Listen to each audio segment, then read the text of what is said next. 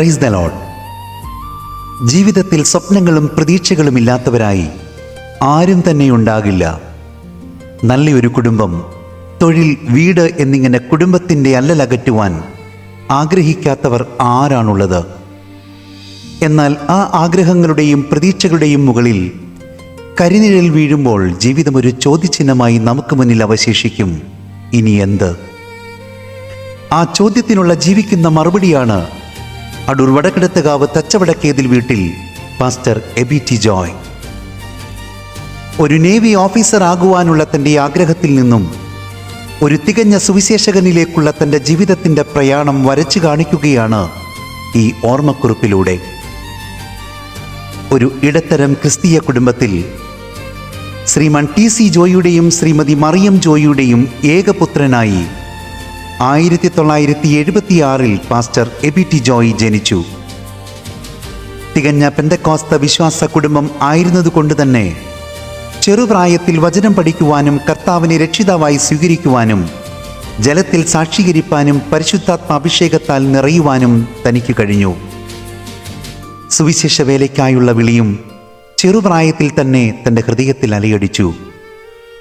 എന്നാൽ കുടുംബത്തിൻ്റെ സാമ്പത്തിക ഭദ്രത അസ്ഥിരമായി തുടർന്നതുകൊണ്ട് കുടുംബത്തെ രക്ഷപ്പെടുത്താൻ 16-ാമത്തെ വയസ്സിൽ പഠനത്തോടൊപ്പം ജോലിക്ക് വേണ്ടിയുള്ള ശ്രമങ്ങൾ ആരംഭിക്കുകയും അതനുസരിച്ച് മാവേലിക്കര മാങ്കാങ്കുഴി വാര്യർ എന്ന നേവി ക്യാപ്റ്റന്റെ ശിഷ്യനായി ഒരു നേവി ഉദ്യോഗം മനസ്സിലുറപ്പിച്ച് പ്രാക്ടീസ് ആരംഭിച്ചു.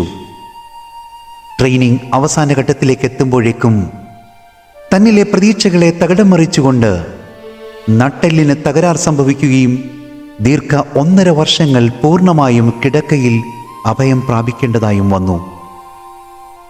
ഇനി ഒരു ഉയർത്തെഴുന്നേൽപ്പില്ല എന്ന് തിരുവനന്തപുരം മെഡിക്കൽ കോളേജ് വൈദ്യശാസ്ത്ര വിദഗ്ധർ വിധിയെഴുത്ത് നടത്തിയപ്പോൾ ഒരു വലിയ ലോകം സ്വപ്നം കണ്ട ചെറുപ്പക്കാരൻ്റെ മോഹങ്ങൾ ചിറകരിഞ്ഞ് വീഴുകയായിരുന്നു അവിടെ. ചികിത്സയെ തുടർന്ന് പിതാവിൻ്റെ ബിസിനസ് തകർന്നു. ഒരു നേരത്തെ ആഹാരത്തിന് പോലും ബുദ്ധിമുട്ടുന്ന അവസ്ഥകളിലേക്ക് സാഹചര്യങ്ങൾ വഴിമാറുവാൻ തുടങ്ങി. ഭൂമിയിലെ തൻ്റെ പ്രതീക്ഷകൾ, സ്വപ്നങ്ങളെല്ലാം അസ്തമിച്ചു എന്ന് തോന്നിത്തുടങ്ങിയ നിമിഷം തൻ്റെ കണ്ണുകൾ ഉയരത്തിലേക്ക് നോക്കുവാൻ തുടങ്ങി. ഒരു ദൈവിക ഇടപെടൽ തന്നിൽ വ്യാപരിക്കുന്നത് തനിക്ക് തിരിച്ചറിയുവാൻ കഴിഞ്ഞു. നിന്ദിത പാത്രരായി മേവാൻ നമ്മെ നായകൻ കൈവിടുമോ? എഴുന്നേറ്റു നാം പണിതിടുക, തിരുക്കരങ്ങൾ നമ്മോടിരിക്കും. എൻ പ്രിയനെപ്പോൾ സുന്ദരനായി ആരെയും ഞാൻ ഉലകിൽ കാണുന്നില്ല, മേലാലും ഞാൻ കാണുകയില്ല എന്നീ ഗാനത്തിൻ്റെ ഈരടികൾ ഹൃദയത്തിൽ അലയടിച്ചു. തന്നെ ദൈവകരങ്ങളിൽ പൂർണ്ണമായും സമർപ്പിച്ച് പ്രാർത്ഥിച്ചു. അടിയന്തിരമായ ഒരു സർജറി തനിക്ക് വേണ്ടി വന്നു എങ്കിലും 100% വിജയകരമായി അത് മാറി. റൂമിൽ തനിയെ ഇരിക്കുമ്പോൾ ഭൂമിയെങ്ങും പോയി സാക്ഷി ചൊല്ലുവീൻ എന്ന ഗാനത്തിൻ്റെ ഈരടികൾ അന്തരാത്മാവിൽ ഉയർന്നു വന്നു. താൻ പാടി ആത്മാവിൽ നിറഞ്ഞു. യെശയ്യാ പ്രവാചകന്റെ പുസ്തകം 6-ാം അധ്യായത്തിലൂടെ പരിശുദ്ധാത്മാവ് തന്നോട് ഹൃദ്യമായി ഇടപെട്ടു. അനന്തരം ഞാൻ ആരെ അയക്കേണ്ടു? ആർ നമുക്ക് വേണ്ടി പോകുമെന്നുള്ള ചോദ്യത്തിന് മുന്നിൽ പ്രേക്ഷിത വൃത്തിക്ക് വേണ്ടിയുള്ള തൻ്റെ നിയോഗത്തെ തിരിച്ചറിഞ്ഞ് പൂർണ്ണമായും സമർപ്പിതനായപ്പോൾ തൻ്റെ രോഗക്കിടക്ക വിട്ട് ജീവിതത്തിൻ്റെ മറ്റൊരു അധ്യായത്തിന് അവിടെ തുടക്കം കുറിക്കുകയായിരുന്നു. വേദപഠനത്തിനായി പോകുന്നു എന്നറിഞ്ഞപ്പോൾ ഭവനത്തിൻ്റെ സാമ്പത്തിക പരാധീനതകൾ തിരിച്ചറിഞ്ഞ പിതാവിൻ്റെ സഹോദരൻ തൻ്റെ സഹോദര കുടുംബത്തിൽ തന്നെ കൊണ്ടുപോയി ഒരു പെട്ടിയും ബൈബിളും സമ്മാനമായി നൽകി. പോക്കറ്റ് മണിയായി അവർ നൽകിയ 500-300 രൂപയായിരുന്നു തൻ്റെ കയ്യിൽ ആകെയുള്ള സമ്പാദ്യം.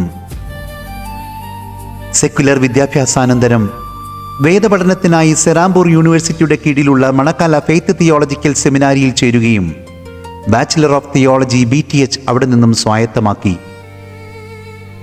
കർത്താവിൻ്റെ ഗിരിപ്രഭാഷണങ്ങളിലെ ധാർമ്മിക മൂല്യങ്ങൾ, ആത്മീക വശങ്ങൾ, സാമൂഹ്യ നീതി, ക്രിസ്തു വിഭാവനം ചെയ്ത ദൈവരാജ്യം തുടങ്ങിയവയിൽ താൻ ആകൃഷ്ടനാകുകയും വിഭാഗീയതകളില്ലാതെ മനുഷ്യരെ എല്ലാവരെയും ഒരുപോലെ ഉൾക്കൊണ്ടുകൊണ്ട് ശുശ്രൂഷ ചെയ്യുവാനും കർത്താവിൻ്റെ ഗിരിപ്രഭാഷണ ചിന്തകൾ തനിക്ക് ഉത്പ്രേരണയായി. പ്രേക്ഷിത ദൗത്യവുമായി ചർച്ച് ഓഫ് ഗോഡ് കൊട്ടാരക്കര ഡിസ്ട്രിക്റ്റിൻ്റെ കീഴിൽ മാറനാട് എന്ന സ്ഥലത്തൊരു മിഷൻ പ്രവർത്തനം ആരംഭിച്ചുകൊണ്ടായിരുന്നു തൻ്റെ ശുശ്രൂഷയുടെ തുടക്കം. സഭയിൽ നിന്ന് കിട്ടുന്ന 300 രൂപയായിരുന്നു ഏക വരുമാനം. ജീവിത സന്ധാരണത്തിന് ആ തുക പര്യാപ്തമല്ലാത്തതുകൊണ്ട് സെന്റർ കേന്ദ്രത്തിൽ നിന്നും ഒരു ചെറിയ തുക നൽകുവാൻ അവർ തയ്യാറായത് സന്തോഷപൂർവ്വം നിരസിക്കുവാൻ ദൈവാത്മാവ് ആദ്യ ആഴ്ചയിൽ തന്നെ തനിക്ക് പ്രേരണ നൽകുകയും അത് പൂർണ്ണമായും അനുസരിച്ച് വിശ്വാസത്താൽ തൻ്റെ ക്രിസ്തീയ ജീവിതം മുന്നോട്ട് കൊണ്ടുപോകുവാൻ തീരുമാനിച്ചതുകൊണ്ടാകാം പിന്നീടുള്ള ജീവിതയാത്രയിലുടനീളം ആ ദൈവിക കരുതലുകൾ ആവോളം അനുഭവിച്ചറിയുവാൻ തനിക്ക് കഴിഞ്ഞു. തൻ്റെ വിശ്വാസ ജീവിത സബരിയിൽ തക്ക തുണയായി സിസ്റ്റർ പെർസി മാത്യുവിനെ 2001 ഒക്ടോബർ 22 ദൈവം യോജിപ്പിച്ചു. ബികോം ബിരുദധാരിയായ പ്രിയ സഹോദരി ഗുജറാത്തിൽ പ്രമുഖമായ ഒരു ഫാഷൻ ഡിസൈനർ കമ്പനിയിൽ അക്കൗണ്ടന്റായി ജോലി ചെയ്യവേ ഗുജറാത്തിൽ അലയടിച്ച പ്രകൃതി ദുരന്തത്തിൽ അകപ്പെടാമായിരുന്ന തന്നെയും ആ മരണമുഖത്തു നിന്നും ദൈവം അത്ഭുതകരമായി രക്ഷിച്ച് തൻ്റെ പ്രേക്ഷിത വേലയ്ക്കായി പ്രിയ ദൈവദാസനോടൊപ്പം ആക്കിവെച്ചു.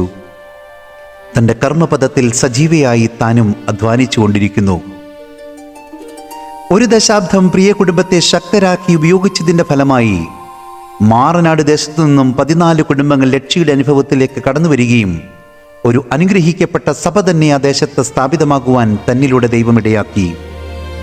ഇതേസമയം തിരുവനന്തപുരം കേരള യുണൈറ്റഡ് തിയോളജിക്കൽ സെമിനാരിയിൽ നിന്ന് ബാച്ചിലർ ഓഫ് ഡിവിനിറ്റി BD ബിരുദവും പാസ്റ്റർ എബി സ്വായത്തമാക്കി. തുടർന്ന് ദൈവിക നിയോഗം ഏറ്റെടുത്തുകൊണ്ട് അടൂർ സൗത്ത് സെന്ററിൽ ഉൾപ്പെട്ട കല്ലട സഭയുടെ ശുശ്രൂഷകനായി താൻ സേവനമനുഷ്ഠിച്ചു.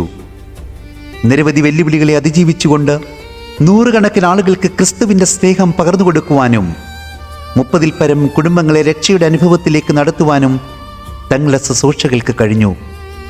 നീണ്ട 13 വർഷത്തെ പ്രാർത്ഥനയും അധ്വാനവും ആ ദേശത്തെ ദൈവസഭയുടെ വളർച്ചയ്ക്ക് കാരണമായി. കല്ലടയിൽ ശുശ്രൂഷ നിർവഹിക്കുമ്പോൾ തന്നെ മണക്കാല ഫെയ്ത്ത് തിയോളജിക്കൽ സെമിനാരിയിൽ നിന്നും ക്രിസ്ത്യൻ എത്തിക്സ് എന്ന വിഷയത്തിൽ മാസ്റ്റർ ബിരുദവും താൻ നേടിയെടുത്തു.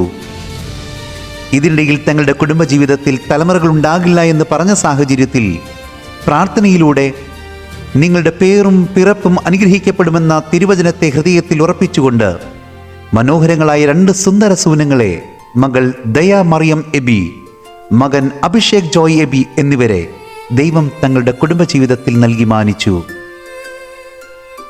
സഭാ പരിപാലനത്തിനപ്പുറം ആത്മീകമായ വ്യത്യസ്ത തലങ്ങളിലും വ്യക്തിമുദ്ര പതിപ്പിക്കുവാൻ തനിക്ക് കഴിഞ്ഞു.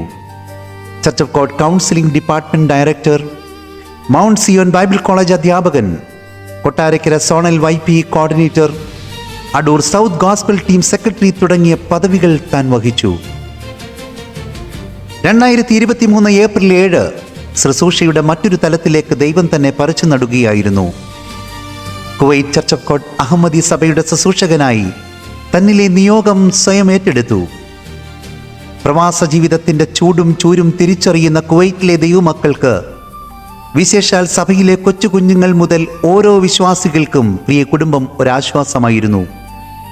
അനേകരുടെ ആത്മീകമായ വിശപ്പും ദാഹവും അകറ്റി ചിരിക്കുന്നവർക്കൊപ്പം ചിരിച്ചും കരയുന്നവരുടെ കണ്ണീർ തുടച്ചും കഷ്ടതയിലായിരുന്നവരെ താങ്ങിയും ഉൾക്കരുത്തില്ലാത്തവരെ ധൈര്യപ്പെടുത്തിയും കൂടെ പാർപ്പിച്ചും സ്നേഹം കൊണ്ടും നിറഞ്ഞ പുഞ്ചിരി കൊണ്ടും സഭയ്ക്കകത്തും പുറത്തും ഒരു തികഞ്ഞ മാതൃകയായി തങ്ങളുടെ ശുശ്രൂഷയുടെ തലം വെളിപ്പെടുത്തി. ദൈവസഭയുടെ ആത്മീക ഉന്നതിക്ക് വേണ്ടി പരമാവധി താൻ യത്നിച്ചു. താൻ ആരംഭിച്ച പ്രഭാത പ്രാർത്ഥന അവയിൽ എടുത്തു പറയേണ്ടതാണ്. യുദ്ധസമാനമായ സാഹചര്യങ്ങളിലും സൂമിലൂടെ പ്രാർത്ഥനകൾ മുടക്കം വരുത്താതെ നടത്തുവാൻ താൻ ശ്രദ്ധിച്ചു. കുവൈറ്റ് ദൈവസഭ റീജിയൻ പ്രസിഡന്റായും വൈസ് പ്രസിഡന്റ് എന്നീ നിലകളിലും താൻ സേവനമനുഷ്ഠിച്ചു. കുവൈറ്റിലെ സഭാ പരിപാലനത്തിൻ്റെ 3 വർഷം പൂർത്തിയാക്കി ദൈവം തന്നെ ഏൽപ്പിച്ച മറ്റൊരിടത്തേക്ക് യാത്രയാകുമ്പോൾ തനിക്കൊന്നേ പറയുവാനുള്ളൂ: എനിക്കോ നമ്മുടെ കർത്താവായ യേശു ക്രിസ്തുവിൻ്റെ ക്രൂശിലല്ലാതെ പ്രശംസിപ്പാൻ ഇടവരരുത്. അതെ, മുന്നോട്ടുള്ള ഓരോ യാത്രയും സഫലമായി തീരട്ടെ എന്ന് നമുക്കും പ്രാർത്ഥിക്കാം, ആശംസിക്കാം. നന്ദി.